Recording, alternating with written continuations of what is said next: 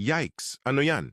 Ano nga ba itong nilalabas ng nilalang na ito mula sa kanyang sarili? Sa unang tingin, tila parang isang bagay na labis na hindi nararapat, ngunit alisin ang mga maruming isipan na iyon. Sa harap mo ay isang kakaibang likha ng kalikasan. Kilalanin ang pipino ng dagat o sea cucumber na namumuhay ng isang nakabubulagang pamumuhay sa ilalim ng karagatan.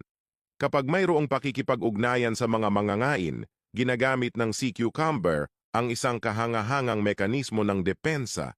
Ito'y umaatras at naglalabas ng maraming malagkit na sinulid mula sa kanyang kloaka. Kapag may mangangain o predator sa tubig, sila'y agad na lumalaki at may kakayahan itong pigilan ang isang malaking kaaway.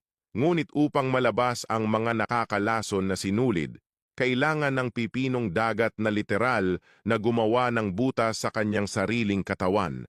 Ang protektibong diskarteng ito ay inililigtas ang kanyang buhay, ngunit sa halaga ng seryosong pinsala sa loob.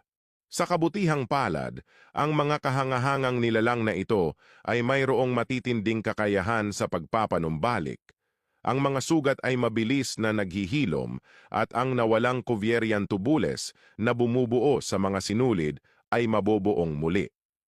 Ang mga ito ay pinagkalooban ng kalikasan ng isang nakakagulat ngunit epektibong paraan ng kaligtasan.